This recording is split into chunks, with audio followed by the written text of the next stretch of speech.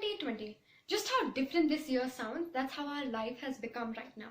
This lockdown and self-isolation has changed everything. It looks like the world has taken another path. Everything is digitalized now, from making payments to ordering groceries and education. Education is something new, and everybody needs to adapt to it right now. Good morning, my name is Yashaswini Sharma, and I'm from class 11A. Today, I will try to explain sole proprietorship.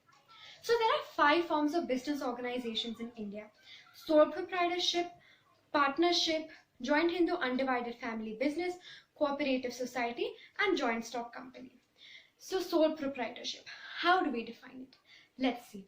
Sole proprietorship is a form of business organization that is suitable for a small scale business which is owned, managed, and controlled by an individual who is the recipient of all profits and bearer of all risks. So the features of sole proprietorship are: first, formation and closure.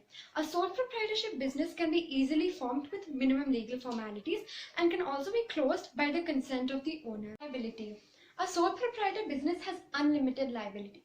That is, personal assets can be used to pay business debts if the business assets are not sufficient. Sole risk bearer and profit recipient. That is, all the profits and the risk of the business are owned by the sole trader himself. Control. All the decisions in the business are taken by the owner without interference from anybody else. No separate entity. That is, in the eyes of the law, the business and the owner of the business are one and the same. Of business continuity. In case of death, insanity, physical ailment, or bankruptcy of the sole proprietor, the business can come to an end. Like everything has its advantages and disadvantages, so does sole proprietorship. So the merits of sole proprietorship are: number 1, quick decision making. Since all the decisions of the business are made by the sole trader himself without consulting anybody else. 2, confidentiality in information. All the information of the business operation are kept confidential and the sole proprietor maintains secrecy. He is not bound by law to publish his books of accounts. 4th, sense of accomplishment. The sole proprietor has a self-satisfaction as he is responsible for the success of his business and also makes him confident about his abilities. 5th, formation and closure. A sole proprietor business can be easily started with minimum legal formalities and can also be closed by the wish of the owner. And there is no other law that governs the sole proprietor business.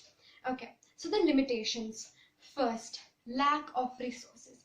The resources of a sole proprietor are limited to his savings and also borrowing money from others. So the bank may hesitate to provide them a long-term loan for the business.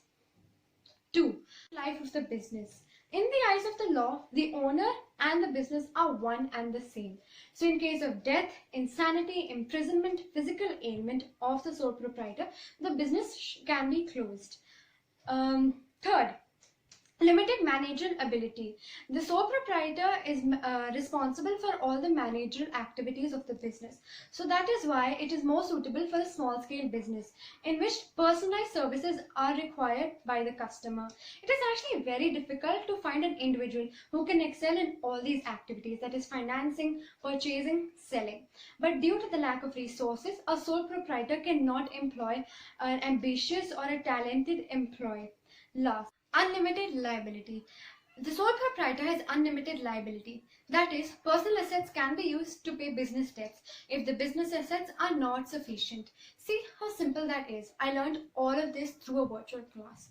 Kudos to all the teachers who are sitting at home and trying to make our education smooth and simple. Thank you.